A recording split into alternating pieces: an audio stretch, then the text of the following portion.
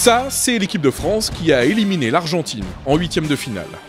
Et c'est grosso modo l'équipe qu'on devrait revoir contre l'Uruguay vendredi.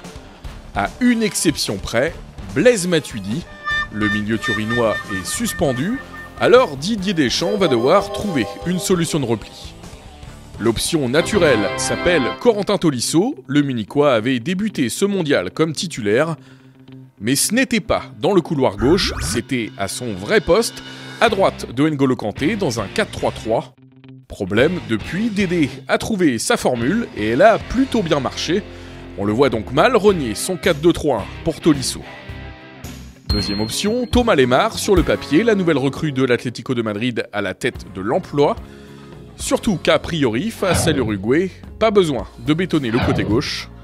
Sauf que Lemar a déjà eu sa chance face au Danemark, et on ne peut pas vraiment dire qu'il a su la saisir. Troisième option, Nabil Fekir. Le hic, c'est que le Lyonnais est plus à l'aise dans l'axe, en soutien d'un attaquant de pointe, et qu'à ce poste, il y a un certain Antoine Griezmann. Un Griezmann décevant jusqu'ici, mais un Griezmann qui, pour l'instant, reste indéboulonnable. Quatrième et dernière option, Ousmane Dembélé. Pas forcément la plus pertinente, le bloc uruguayen joue généralement très bas. Le Barcelonais aura donc peu d'espace. Sa vitesse sera sans doute plus utile en fin de match. Bref, vous l'aurez compris, pour Deschamps, pas si simple de remplacer Matuidi.